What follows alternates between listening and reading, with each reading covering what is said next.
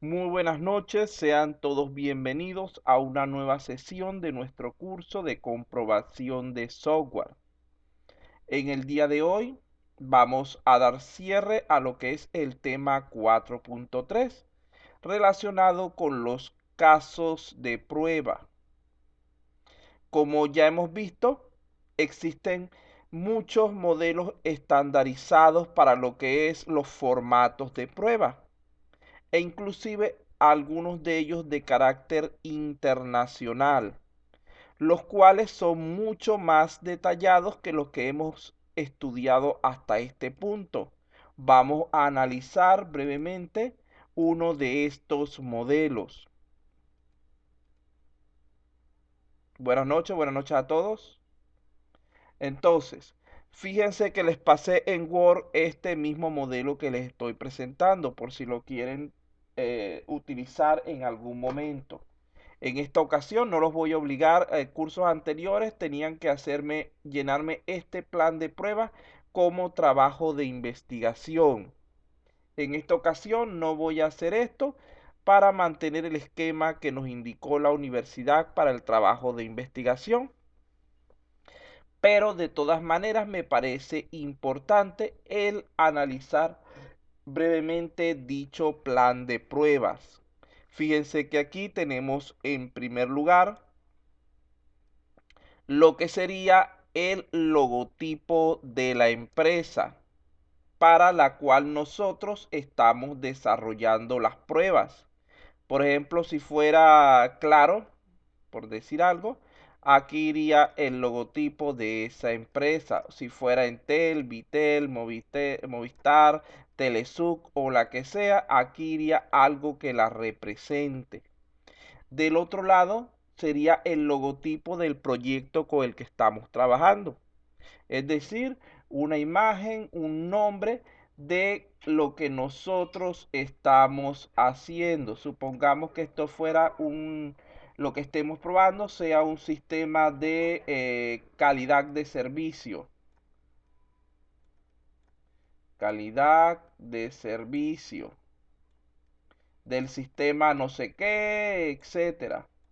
Entonces aquí iría esa información para saber a qué se refiere ese plan de pruebas. Luego de eso, aquí iría el nombre del proyecto que estamos construyendo. Vean que arriba es un eslogan, un logo. Y en la parte de abajo, el lema de la empresa. Por ejemplo, declaro contigo siempre. No sé si se hace el eslogan, pero lo que se me ocurre primero. El lugar, por ejemplo, puede ser Lima, Perú.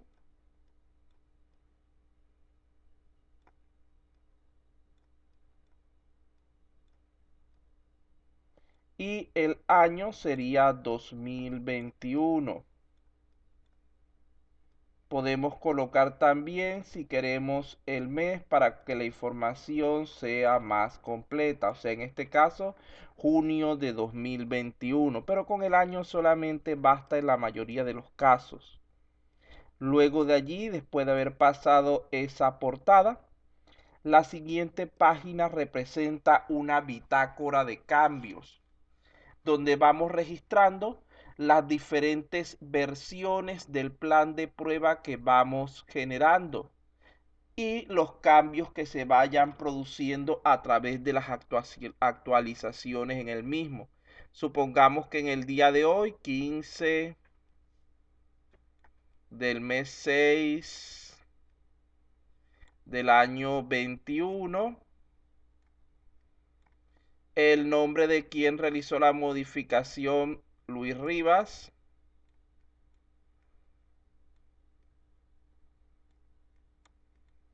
Supongamos que esta va a ser la versión número 1.0 del plan de pruebas. Y lo que se va a hacer, entonces este sería plan inicial. Plan de pruebas inicial. Luego supongamos que viene 3 días después, el día 18. El señor Medina le hace ciertas modificaciones. Entonces aquí Medina, Johnny. Y como no son modificaciones demasiado profundas, crea la versión 1.2, por decir un número. Vean que cuando los cambios son muy drásticos pasamos a la siguiente versión. Mientras que sean cambios menores, utilizamos este tipo de numeración decimal. Supongamos que en este caso, él lo que hace es añadir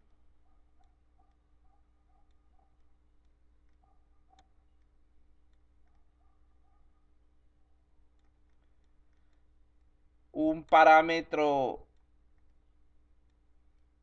llamado z, por decir algo. Él hizo un cambio, por eso va apareciendo aquí. Resulta ser que el día 21 se revisaron esos cambios y se decidió que ese parámetro z no era indispensable para el proyecto. Entonces, supongamos que fui yo mismo de nuevo, Luis Rivas. Hago una versión 1.3 porque no puedo retroceder. Entonces, eliminado parámetro z y se cambió por un parámetro w. Y así cada vez que hagamos algún cambio dentro de nuestro plan de pruebas, debemos reflejarlo en esta bitácora. Entonces, es una información bastante útil para lo que es el seguimiento del proceso que estamos emprendiendo de evaluación del sistema. Luego de aquí tenemos el formato preliminar del documento. Esto es como una especie de resumen de todo lo que luego se va a presentar en manera detallada. Fíjense que aquí tiene el título del proyecto, tiene su código de identificación, tiene la fecha en la que se elaboró el proyecto, tiene un sumario, un pequeño resumen de por qué, cuál es la finalidad de esas pruebas, tiene un conjunto de palabras clave, puede ser para búsquedas en internet, etcétera. Define en qué formato se va a hacer, en este caso documento de Word, DOCX, qué lenguaje se va a utilizar, español en nuestro caso, cuáles son, ajá, cuáles son las dependencias de las cuales vamos a trabajar, es decir, el nombre de la empresa encargada de lo que es el desarrollo de software, la versión, el estado, quiere decir si ya fue aprobado o no fue aprobado. El autor, que sería la persona que se encargó originalmente de construir ese plan de pruebas, debe firmar aquí en este lado. La persona que revisó ese plan de pruebas igualmente debe firmar, colocar su nombre aquí y firmar del otro lado. Y la persona que aprobó la ejecución de dicho plan. Vean que hay dos elementos diferentes, uno que revisa y el otro que aprueba. Se supone que la persona que está revisando tiene la capacidad técnica para poder evaluar si esas pruebas son adecuadas. Mientras que la que aprobó, aunque no tenga la misma capacidad técnica, tiene la capacidad, digamos que económica, de toma de decisión para aceptar si eso se va a hacer o no. Es decir, aquí podríamos estar hablando de, este podría ser el tester que elaboró la prueba o diseñó la prueba. Supongamos que sea un tester profesional. Aquí el líder del proyecto se encargó de revisarla y el propietario, el cliente, se encarga de aprobarla. Recuerden que todo tiene que ser validado por el cliente, porque si no, no nos terminan pagando como debe ser. Información adicional: cualquier tipo de detalle, de comentario que consideremos importantes para lo que es ese plan de pruebas. ¿Alguna pregunta sobre esta pantalla?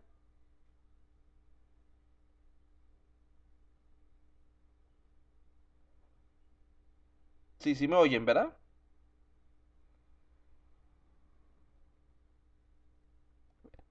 Vamos a continuar. Me oyen, pero están mudos, ustedes no quieren preguntar. Bueno, recuerden que ya dentro de unos, a ver, ¿cuántos días les faltan? Dentro de unos 10 días tienen su último examen. Así que aprovechen ahorita para preguntar, porque después va a ser demasiado tarde. Bueno, vamos aquí. Esto sería de manera básica lo que es el índice de este plan de pruebas, para que ustedes puedan ver un poco lo extenso que puede resultar. Tenemos la hoja de bitácora de cambios, que ya la expliqué. Tenemos el formato preliminar, el resumen del documento. Tenemos la tabla de contenido, que sería esto que estamos nosotros presentando. Tenemos el índice de tablas. Allí todavía no hemos entrado con el plan de pruebas aún, sino simplemente algo de tipo preliminar. Después de allí comenzamos con la introducción al plan de pruebas. Fíjese que dentro de esta introducción debe añadirse además el objetivo general del mismo, cuáles son las estrategias que se van a aplicar para las pruebas, cuál es su alcance y cuál es su propósito. Ya con esto nada más tenemos bastante información respecto al proyecto y al plan de pruebas. Luego de allí, esto no se acaba todavía, este formato, sino que tiene, apenas está empezando.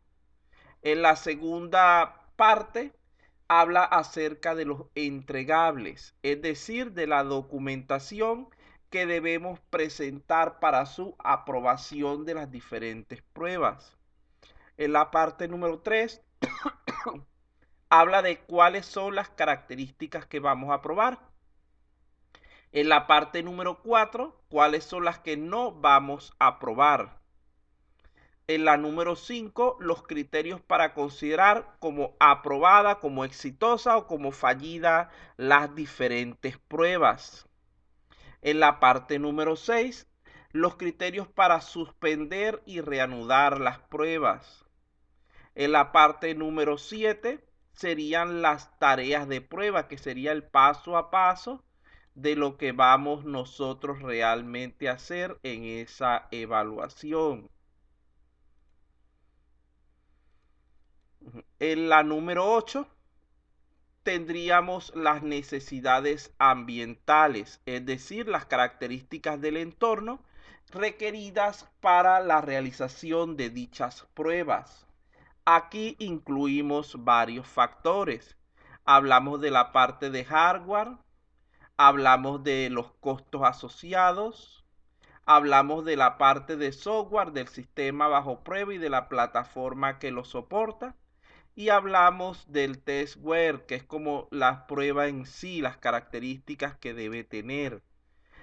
También se hace referencia a las capacitaciones, es decir, el entrenamiento que podría ser necesario darle a las personas que van a ejecutar dichas pruebas antes de que las lleven a cabo.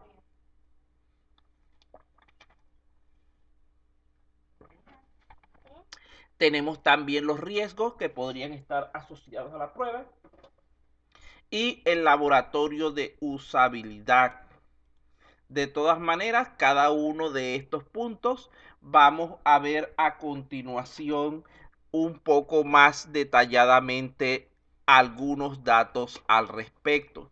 Pero como pueden ver, estamos hablando de un documento bastante más extenso que los que se le explicaron inicialmente. Y vean que este es un documento de carácter internacional basado en ciertas normas ISO. Vamos entonces a analizar con más detalle los principales elementos que componen este formato. Aquí sería la parte de los entregables. Simplemente estoy mostrando la tabla donde se refleja la documentación que deberíamos entregar. Por ejemplo, inicialmente podría ser el documento del alcance.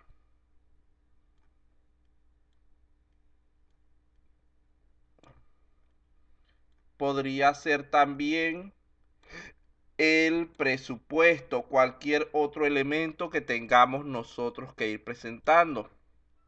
Podría ser posteriormente algún tipo de prototipo. No necesariamente todo tiene que ser documentos, también pueden ser cualquier otro elemento, prototipo. Cualquier otro elemento que pueda ser recibido, que pueda ser validado por el cliente. Entonces, aquí sería prototipo. ¿Quién es el que lo va a entregar? Supongamos que este documento del alcance lo entrega el líder del proyecto, mientras que el prototipo lo genera el programador. La persona que lo recibe podría ser en este caso del alcance el cliente, que es el que va a validar que ese elemento esté correcto. Y en el caso del prototipo podría ser el usuario, que es la persona que va a operar el sistema, lo va a evaluar a ver si está de acuerdo a lo que él necesita. La fecha planeada, supongamos que se pensaba entregar ese documento de alcance el día de hoy, el día de hace un par de días, el 15/6 del 2021. Y el prototipo se tenía pensado para el 30/7 del 2021. La fecha de entrega es cuando realmente se materializó dicho entregable. Supongamos que en este caso el alcance lo entregan el día de hoy, 17/6/21. Y que el prototipo a final de cuentas terminaron adelantándose y lo entregan el día 20 de julio.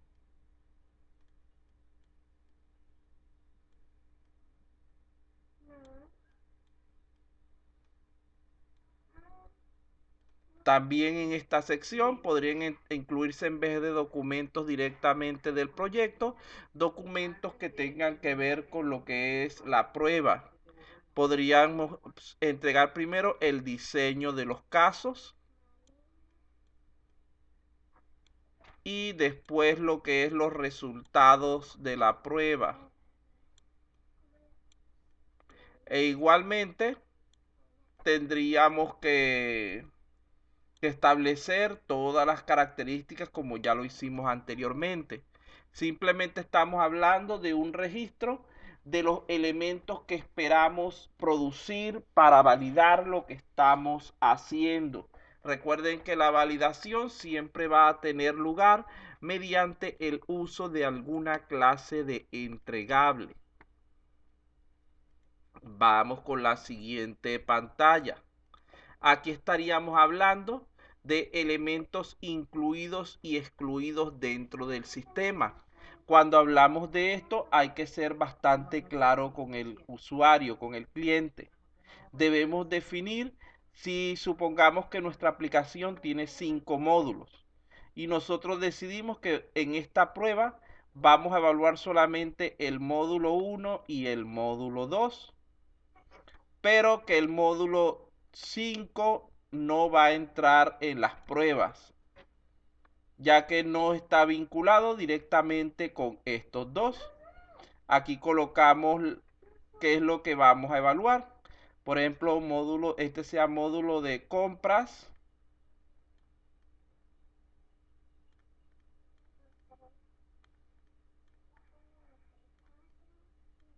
Y este sea módulo de ventas, por decir un nombre. Y podemos decir en este punto que no vamos a aprobar la parte de recursos humanos porque no tiene nada que ver con compras y ventas. La descripción, qué es lo que hace cada uno, qué es lo que debería hacer cada uno de estos módulos. Y aquí sería el nombre del... Ve, lo puse al revés. El nombre del módulo va de este lado al final. De todas maneras, vamos a dejarlo hacia el revés. Aquí vamos a suponer que se prueba como característica la disponibilidad, por decir algo. La disponibilidad del módulo.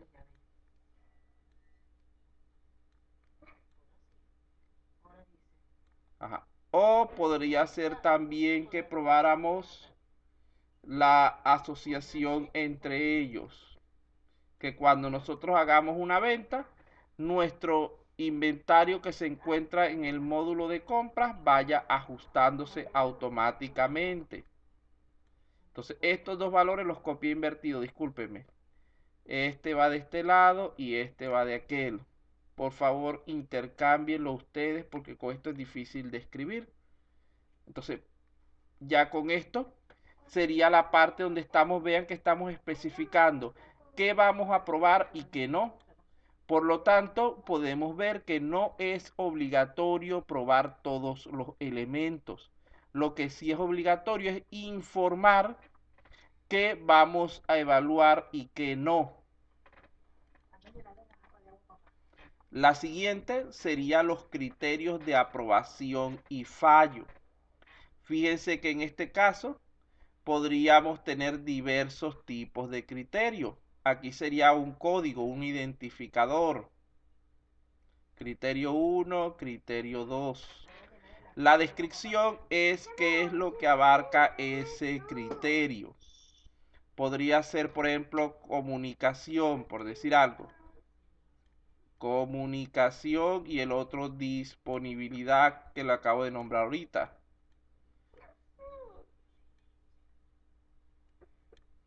Luego, dentro de esto, decimos que se considera que se aprueba la comunicación cuando se produce tal situación y que falla cuando se produce la situación contraria o alguna otra específica. Igualmente, para el de disponibilidad decimos que se aprueba si el usuario puede acceder a la plataforma con sus datos válidos y falla cuando no se logra dicho acceso.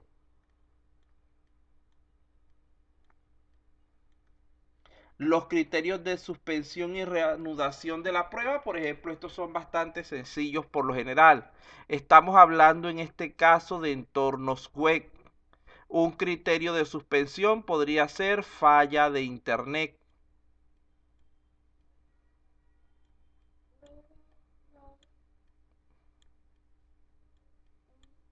Falla de internet.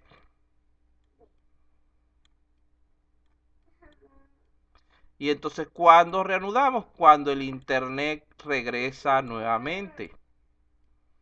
No se indica específicamente, que podría ser algo interesante de colocar en esta categoría, si volvemos a hacer la prueba desde el principio o si la retomamos por donde habíamos quedado. Entonces, cuando el internet vuelve, seguimos haciendo nuestra prueba. Para sistemas informáticos de cualquier tipo, por ejemplo, podría ser una falla eléctrica, se fue la luz y por lo tanto no podemos nosotros continuar haciendo la prueba en ese momento. Aquí simplemente decimos que cuando vuelva la electricidad o en otro momento que hayamos planificado, retomamos en este caso, sí, por lo general la prueba desde el comienzo.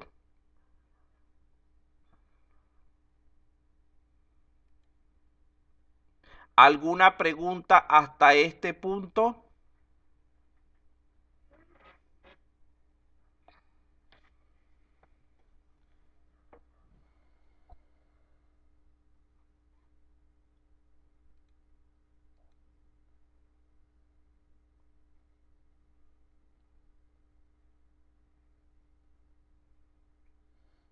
Si no dicen nada, voy a suponer que no tienen ninguna duda. Que este es un formato largo, pero bastante sencillo realmente. Aquí lleva explicaciones adicionales, etcétera, pero son mayormente teóricas. Vamos con el punto número 7, tareas de las pruebas. Aquí sería el algoritmo, el conjunto de pasos que va a requerir cada una de nuestras pruebas. Entonces la tarea 1, por decir algo, y aquí decimos qué es lo que se va a hacer, ingresar al sistema, por decir algo. Cuando, no, prueba ¿de qué? De disponibilidad, estoy diciendo, yo no la llamé ingresar. La fecha de inicio la hacemos el día de hoy, 17/6. La fecha de finalización es una prueba que la hacemos en un solo día, entonces termina el mismo 17/6. La duración, ¿cuántas horas? Supongamos que vamos a pasar apenas una hora haciendo esta prueba. El responsable, el señor Alberca.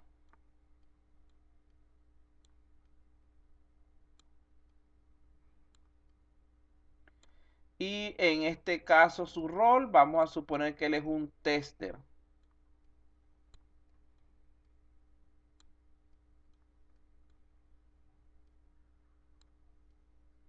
Entonces aquí iríamos añadiendo cualquiera otras tareas que necesitemos para ese bloque de pruebas, para ese conjunto de casos de prueba o ese proyecto de pruebas que estamos realizando. Las necesidades ambientales, vean que aquí tenemos un cuadro que hace referencia a la parte del hardware. Aquí podemos hablar de los requerimientos mínimos que puede tener el equipo para que pueda ser utilizado para dicha prueba. Por ejemplo, necesitamos que sea un i5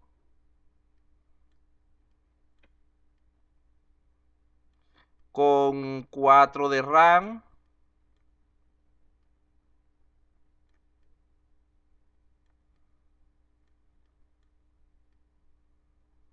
y 50 de disco duro, por decir un número. Si queremos establecer las marcas, los modelos, etcétera, los podemos establecer aquí. Ya va, sigo poniendo las volteadas, ves que este formato no es el que uso normalmente. Aquí es computador, disculpen, esto es un computador. Computador, en este caso lo voy a colocar como un clon. Características, lo que he escrito ahorita, i5 de 3.0 con 4 de RAM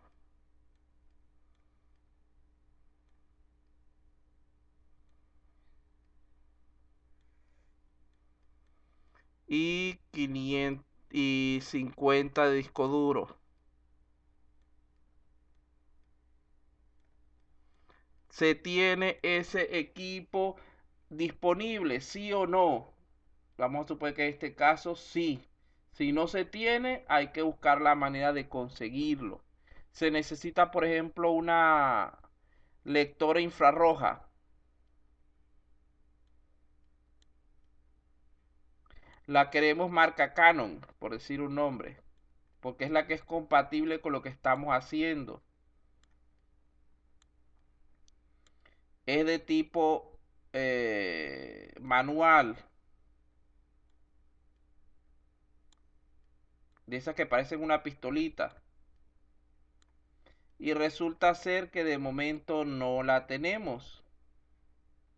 Por lo tanto, debemos asegurarnos de conseguirla antes del momento de realización de las pruebas.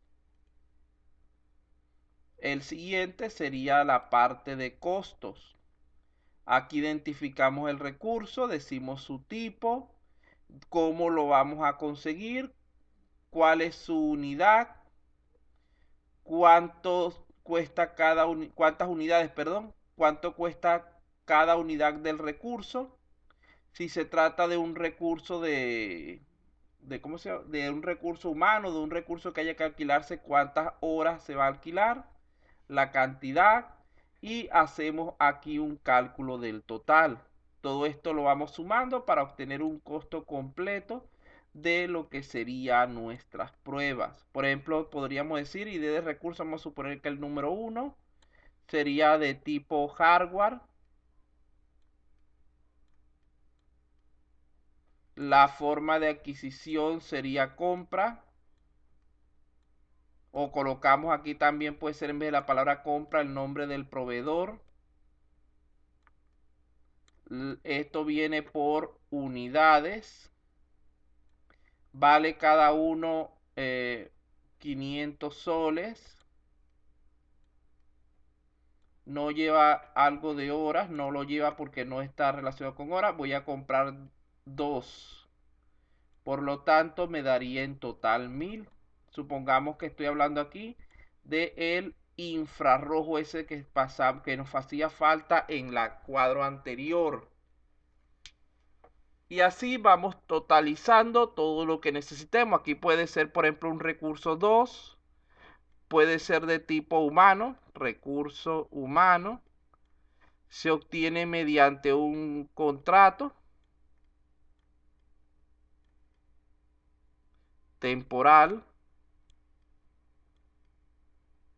La unidad horas hombre.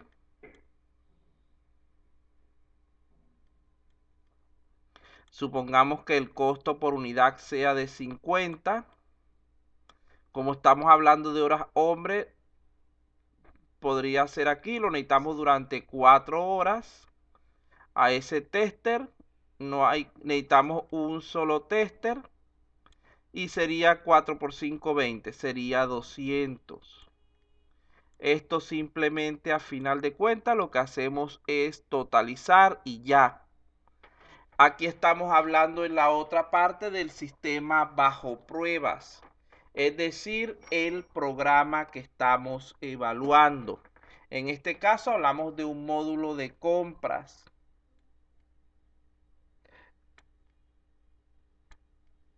Que sería el módulo 1, habíamos dicho. ¿De quién depende ese módulo? Él va a depender de la parte de, ¿cómo se llama esto? Administrativa.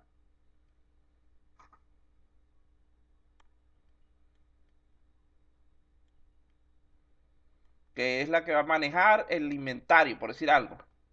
Y el requerimiento, que es lo que necesitamos para poder hacer esta prueba. Puede ser el listado de productos, de precios, de proveedores, etcétera. Vea que es simplemente llenar información sobre el sistema. Vamos a ver el siguiente, que ya estamos llegando casi al final. Aquí estamos hablando del testware o entorno de pruebas. Es decir, aquí lo que vamos a hacer es describir las características que debería tener el lugar, el momento donde vamos a realizar la prueba. Entonces, en la primera parte, administración de la configuración, aquí vamos a nombrar los diferentes cambios que deberíamos hacerle a nuestros equipos. Supongamos que simplemente sea instalar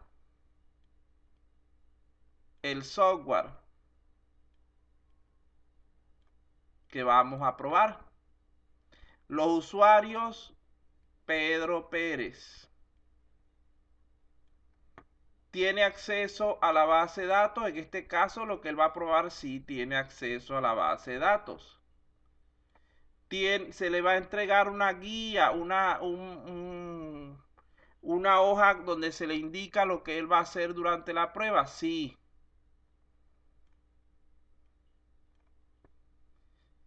Los casos de prueba ya fueron gestionados, ya fueron generados, aprobados. Sí, aprobados.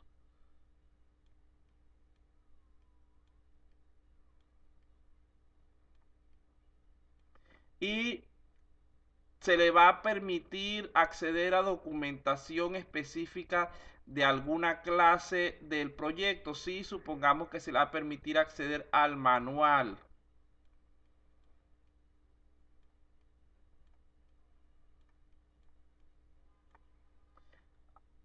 Hay otra prueba que sea una prueba de funcionalidad, una prueba de aceptación. La voy a poner todavía que es más todavía más básica. Aceptación.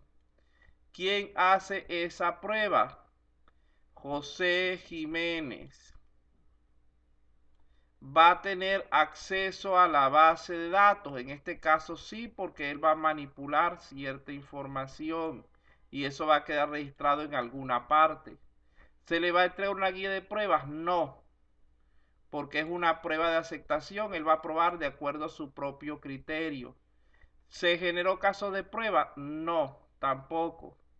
¿Se le entregó alguna documentación? El manual nada más. Entonces, así vamos presentando las diversas características de las pruebas que vamos a realizar, del entorno de esa prueba. Capacitaciones, estamos hablando si vamos a, antes de que la persona o grupo de personas realice la prueba, si vamos a permitir darle algún tipo de capacitación adicional. Supongamos que el instructor sea Inga.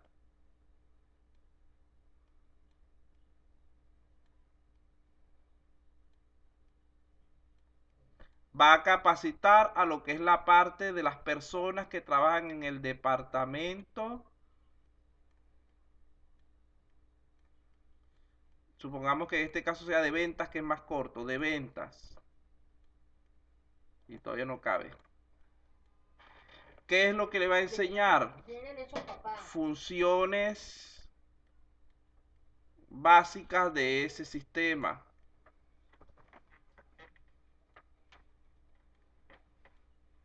¿Cuándo comienza esa capacitación? Mañana 18. ¿Cuándo termina? Agarraron todo el fin de semana para eso y termina el 20. La duración en horas, 4 horas al día, 12 horas toda la capacitación. Y el costo, lo que se le va a pagar al instructor, más cualquier adicional referido con el espacio donde se va a hacer dicha capacitación. Entonces vamos a suponer que el costo son 10 personas, vamos a suponer que sean 1000 soles, por decir solamente un número. Y así podemos tener capacitaciones tanto individuales como grupales. Podemos tener capacitaciones vía Zoom, capacitaciones presenciales o de cualquier manera que consideremos útil.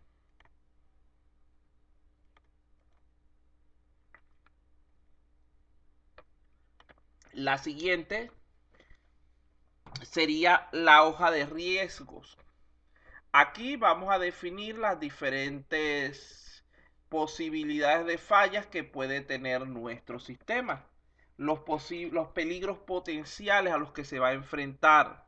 Entonces aquí colocamos, por ejemplo, riesgo 1, el nombre que se le vaya a asignar al riesgo, la explicación correspondiente,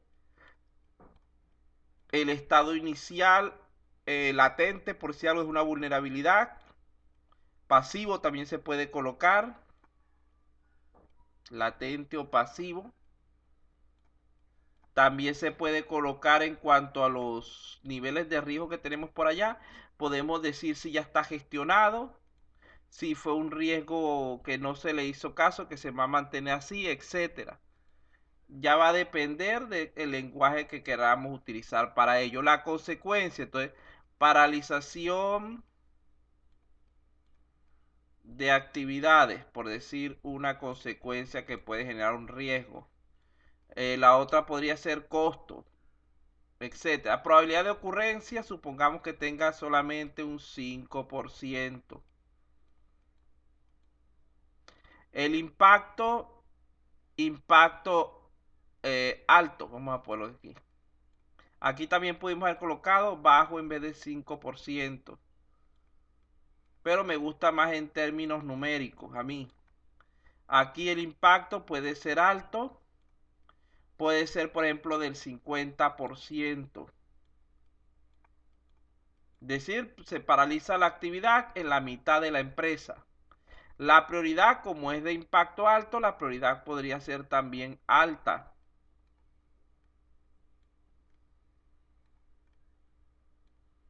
La clasificación, aquí colocamos también cómo hemos clasificado los síntomas. Colocamos aquí la serie de elementos que nos van a permitir reconocer que estamos en presencia de dicho problema. Tolerancia, ya ustedes saben que son variaciones permitidas dentro de lo que son los síntomas. Es como lo que estamos hablando de la cuestión del COVID. A ti te dejan pasar en cualquier sitio si tú estás dentro del rango de tolerancia de temperatura. Es decir, entre los 36, creo que 38 grados. Así 38 ya represente algo de fiebre, pero está dentro de la tolerancia. En cambio, si pasas de allí, ahí mismito dicen que es que tienes COVID y no te dejan entrar. Las acciones preventivas son medidas antes de que se vaya a producir dicho riesgo. Y las correctivas es cómo vamos a solucionar en caso de que el riesgo se materialice. Recuerden que como ya se les dijo antes, la única manera de que un riesgo se materialice es cuando están presentes al mismo tiempo una vulnerabilidad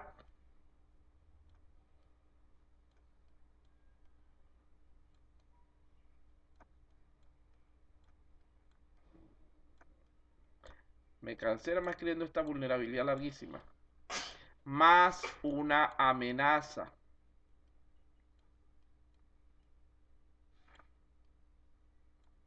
La vulnerabilidad no es otra cosa sino una falla latente del software. Y la amenaza es un ataque, un error potencial que trata de invadir nuestro sistema. Si ellas dos se juntan, se produce lo que llamamos riesgo.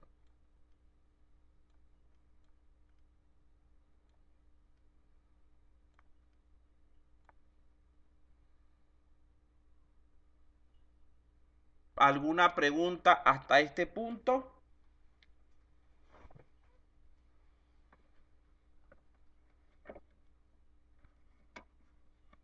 ¿Alguna pregunta hasta aquí para continuar? Profesor, para determinar los riesgos, ¿quiénes deben participar para poderlo determinar? Mira, en este caso participa lo que es el cliente o usuario, la persona de la empresa, que es la que conoce realmente el negocio y el equipo de desarrollo. Recuerden que ese riesgo es un valor bastante subjetivo que va a depender de cada caso en particular. Para ciertas empresas, por ejemplo, ustedes saben que hablando de, por ejemplo, un tema específico, déjenme borrar esto, tenemos tres factores básicos de la seguridad en computación, que son la confidencialidad, la disponibilidad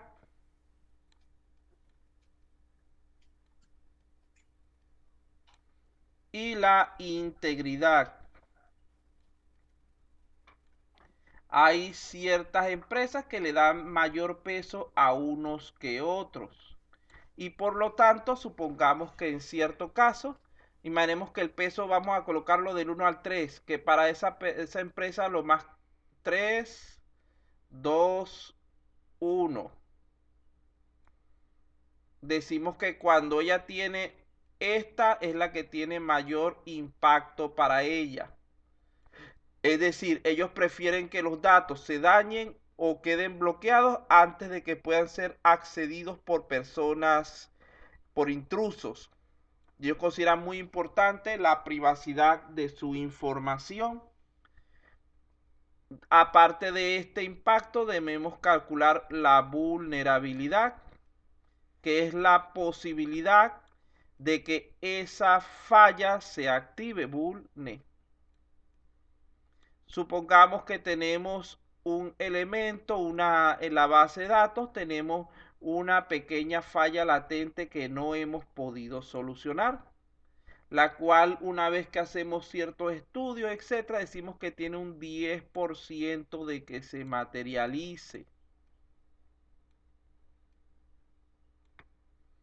esa sería mi valor de la vulnerabilidad, que esto equivale, si lo llevamos a numérico, a 0,1. Luego de aquí existen ciertas amenazas en el entorno, las cuales hacemos nuevamente un estudio y determinamos, por ejemplo, que tienen un 30% de posibilidad de poder atacarnos en dicho aspecto. Entonces 0,3. Fíjense que aquí si hacemos inclusive esto se puede llevar ni siquiera a decimal, esto lo podríamos llevar a números enteros, del 1 al 10 sería 1 y del 1 al 10 sería 3.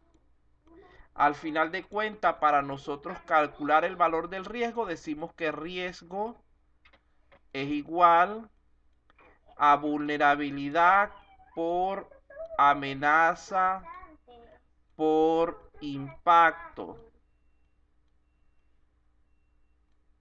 Entonces, ¿cuánto me daría, por ejemplo, mi riesgo desde el punto de vista de la confidencialidad? Vamos a trabajarlo en puros enteros, que es más fácil. 3 por 1, 3 por 3, 9. Para la misma situación, si yo lo aplico, esta es para confidencialidad. Para la misma situación, si yo le aplico el valor de ese riesgo para lo que es integridad, me da 6. Y si yo se lo calculo para lo que es disponibilidad, me da 3. ¿Por qué? Porque mis prioridades son diferentes en la empresa. Por otro lado, también se podría dar el caso opuesto, donde haya una empresa que ella prefiera que sus datos pierdan la confidencialidad, pero que no se dañen, mantengan su integridad.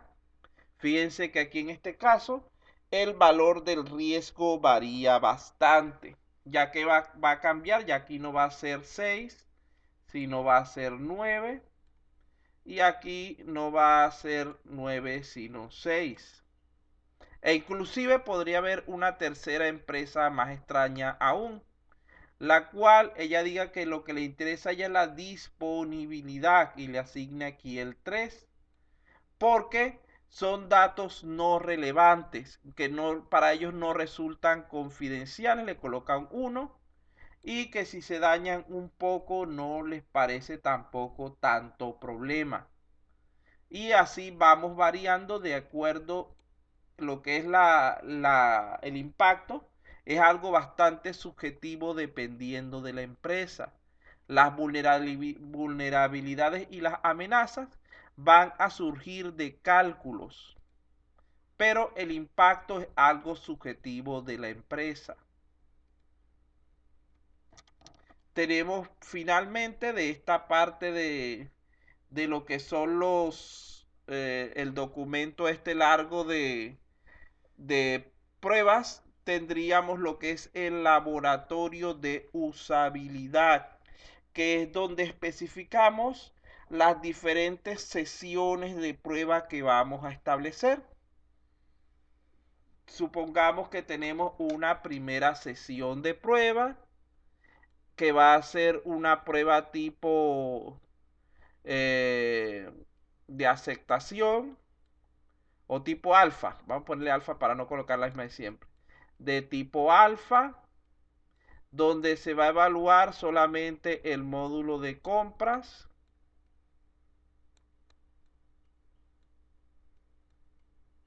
durante 2 horas el día 20 de junio por los usuarios del área de compra, por José Jiménez y Pedro Pérez. Y así podemos tener una segunda cita para una prueba, otra prueba alfa o una prueba beta en todo caso. Esta vez con el área de ventas, que va a durar 3 horas el día 30.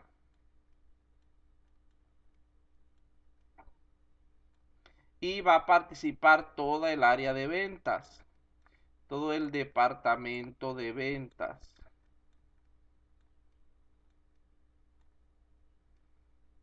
Y aquí vamos registrando quién va probando nuestro sistema, quién va ejecutando dichas pruebas para tener información detallada al respecto.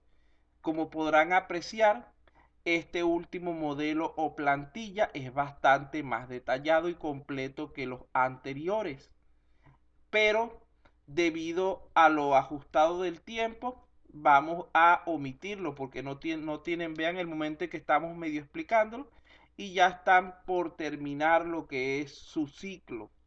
De todas formas, ya les pasé dicho formato para que puedan analizarlo con calma por su cuenta, a fin de que los que estén interesados en ello, que me imagino que deberían ser la mayoría, puedan tomarlo en cuenta y tenerlo a la mano como material de referencia a futuro, ya que este material podría resultarles a final de cuentas de gran utilidad.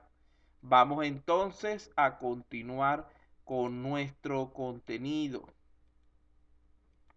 Vamos a ver aquí un par de ejemplos que ya lo habíamos hecho, pero simplemente vamos a pasarlos por encimita para terminar este tema 4.3. Tenemos aquí un formato de prueba con ciertas informaciones que recuerden que puede ser adaptado de acuerdo a las necesidades de cada caso. Allí tenemos un formato. También estuvimos viendo un ejemplo acerca de una prueba de disponibilidad o de accesibilidad, como quieran llamarla. Disculpen, me cayó con el ojo. Ya. En la cual el usuario registrado va a verificar que puede ingresar al sistema cada vez que lo necesite, utilizando simplemente sus datos existentes, es decir, su ID y su clave. Ya esto lo habíamos explicado la última vez. Allí estaría toda la información, el cuadro que ya les expliqué anteriormente, no lo voy a volver a explicar. Nosotros podemos hacer diversas pruebas al mismo elemento, al mismo módulo. Vean que aquí tenemos un segundo caso para el mismo módulo de login. En este caso, en vez de probar lo que es la disponibilidad, estamos probando la seguridad a nivel de lo que es el identificador solamente. Vean que aquí el sistema va a impedir el acceso al usuario anónimo o con un nombre que no esté registrado en la base de datos, que no exista, sin tomar en cuenta la contraseña que éste coloque. Aquí estaría paso a paso la mencionada prueba. Es muy similar a la anterior. Lo que pasa es que en este caso tenemos que verificar es que no se puede ingresar con datos de usuario falso. Entonces, para poder hacer esta prueba, debemos haber realizado primero la anterior. Es decir, debemos estar seguros de que el sistema permite el acceso a los usuarios registrados de manera correcta. Porque si no tenemos dicha seguridad, tampoco va a ser posible verificar que esté bloqueando a los usuarios incorrectos y no sea que esté bloqueando a todo el mundo, que no tenga conexión con la base de datos y por lo tanto no permita ingresar a nadie. Por eso es que fíjense que en este caso no es una prueba piloto, sino una prueba de tipo auxiliar o complementaria. Estamos probando un módulo ya evaluado en un aspecto diferente.